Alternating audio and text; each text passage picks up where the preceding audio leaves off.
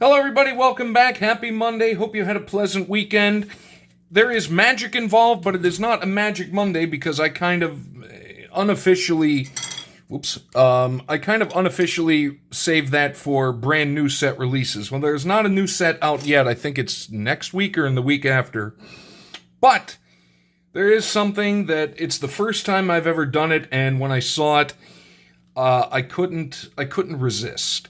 And as you can see from the thumbnail, SpongeBob has returned because the Secret Lair drop series, something that Magic has done for a while, in which they do, I would say, kind of various crossovers, offshoot kind of things. I know it's been going on a while, but the first one I remember hearing about was several years ago when they did a set of Bob Ross-inspired lands.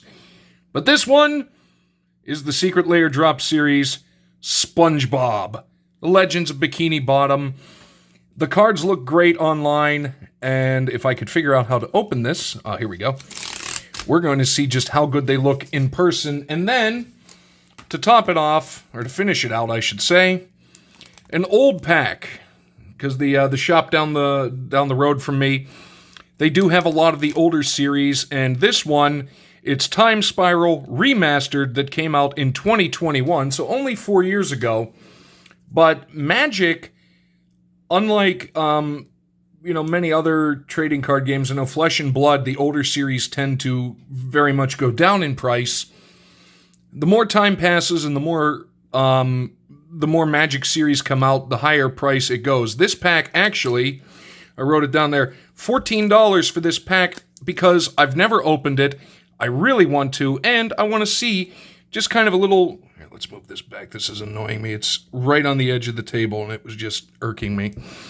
We're going to see just if the older stuff is worth it. I do have another pack over there that was much more expensive than this, but I wanted to try it. However, SpongeBob goes first. So this contains 7 cards, contents in English. Let's go. The power of friendship triumphs again. SpongeBob SquarePants. And let's see, is that it? Yeah, that is it for the envelope, so that will go down there. But we've got this. Thank you for being a part of Secret Lair. First time I ever had it. Oh, that's it? Oh, I was hoping there'd be something cool in the back. But we have it. Got 7 cards. I cannot wait. I think these... Initially, I thought they might not be legal. They might be legal to play, but not in, like, tournaments and anything like that. But it doesn't matter. It's SpongeBob. And we're going to enjoy SpongeBob Meets Magic. They just had one, by the time I realized it was there, it had sold out. They did a crossover with Deadpool for a Secret Lair drop. But I'm going to keep an eye on that, and who knows what will be happening in the future. So we're going to go card... Thank you. Number 1... The Command Tower, so this is a land. Yeah, okay, a land. But it's SpongeBob's house. There's Gary! There's Gary! These are going to be amazing. There's only 7, so we're just going to take our time and really relish. No pun intended with the Krabby Patty. Although I think it's in here. And that's weird. I didn't think I got the foil set. Maybe that's just a foil. I can't recall now. Next... Number 2! Thank you. The man, the myth, the legend. Okay, yeah, so this is just a different skin. This is a skin of Joda the Unifier. They actually did this with Godzilla a while ago. They did all Godzilla things, and, they just reskinned them. So I guess these are actually legal. So, Joda the Unifier... Legendary creature, human wizard. Legendary creatures you control get +X, where X is the number of legendary creatures you control. And there's a mythic rare right there. Whenever you cast a legendary spell from your hand, exile cards from the top of your library until you exile a legendary non-land card with lesser mana. Interesting. You may put that card you may cast that card, there it is, without paying its mana cost, put the rest on the bottom of your library in a random order. Look how happy SpongeBob looks, and he is a legendary sponge wizard. Okay, now I see it. It took a minute for me to realize exactly what it was going to be, and then I saw the thing underneath it. I was like, oh, that was the Godzilla thing they did several years ago. Card number 3, it is Patrick, a.k.a. the Barktooth Warbeard, a legendary human warrior, 6'5". Poor Patrick just doesn't get it. I'm loving it. I am absolutely loving this. Number 4, we've got Sandy Cheeks, Martial Astronaut, a.k.a. Toski, Bearer of Secrets. I do know that card. That is annoying to deal with. It is a 1/1 squirrel, excuse me, which makes sense. But this spell can't be countered. It's indestructible. Sandy Cheeks attacks each combat. If able, whenever a creature you control deals combat damage to a player, you draw a card. Oh, the artwork. It's so good. It's so good. This is why I love the Magic.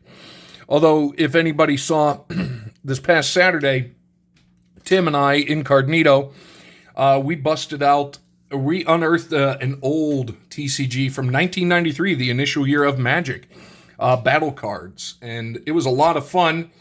A link to his channel, you can check out the video there if you wish.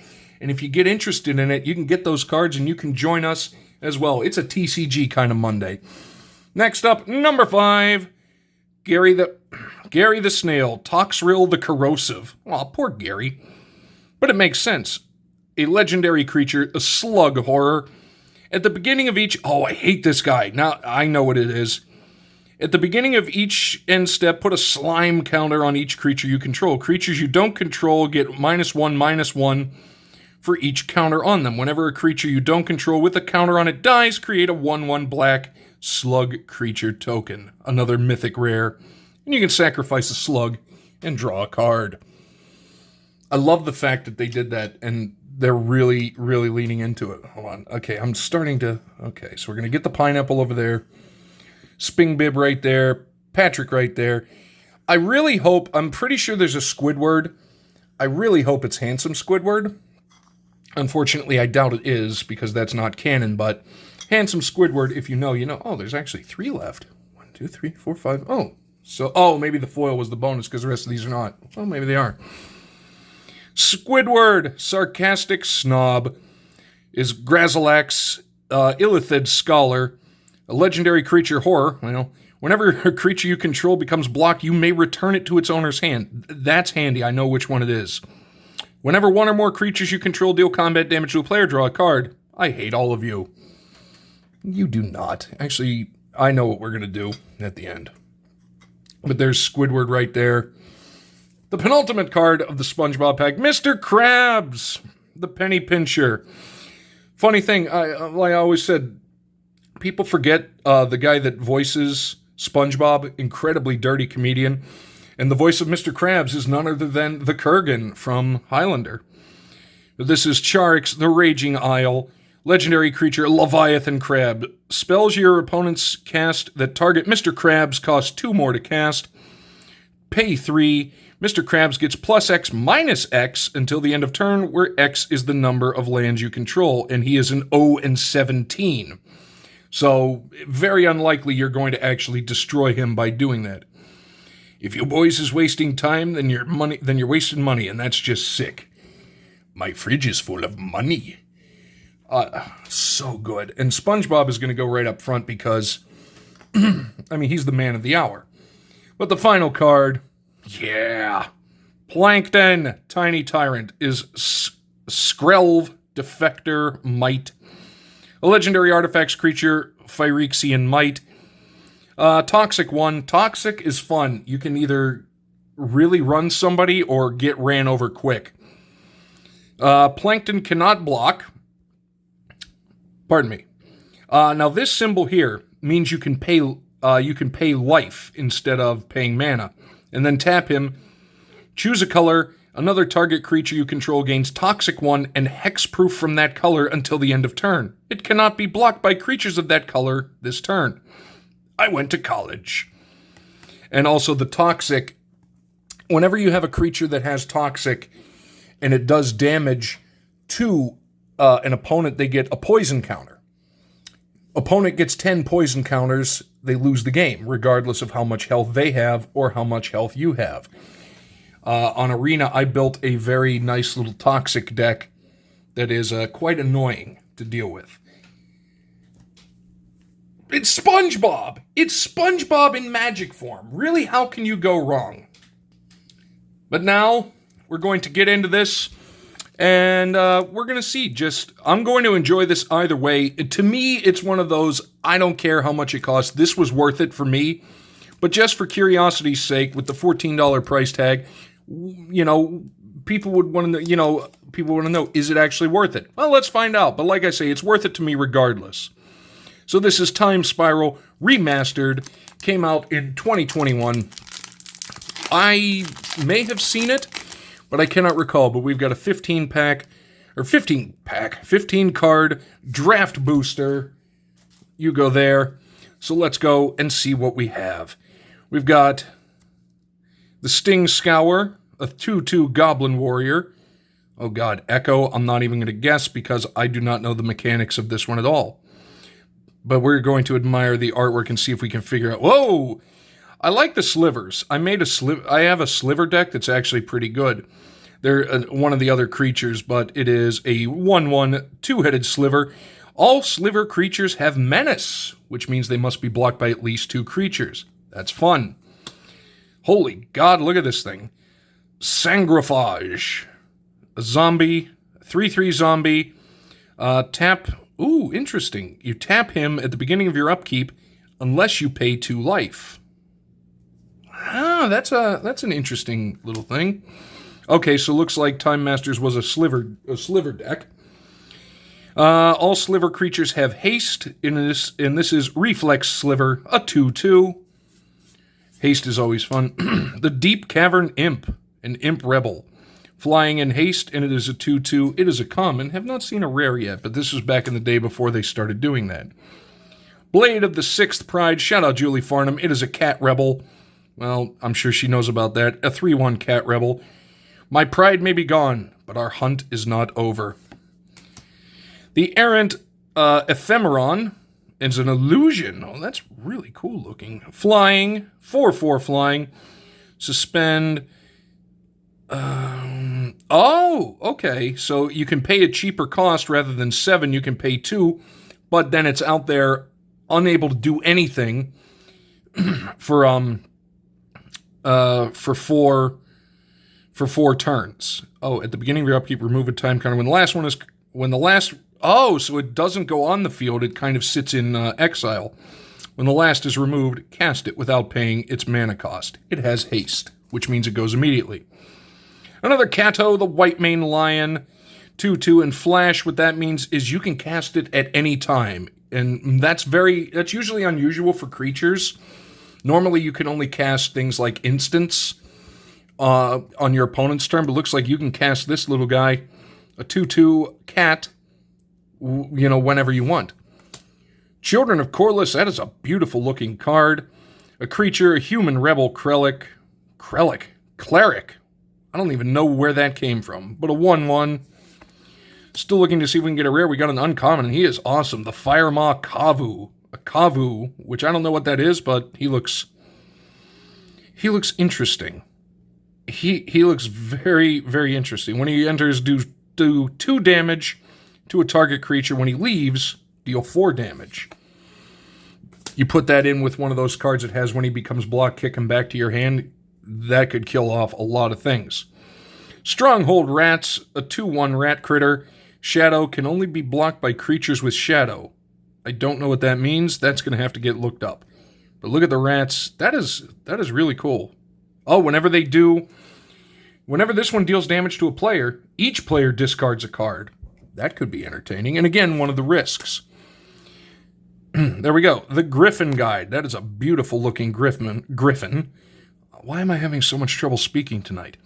Enchanted creature gets +2/+2 and has flying. When it dies, create a 2/2 white griffin creature token with flying.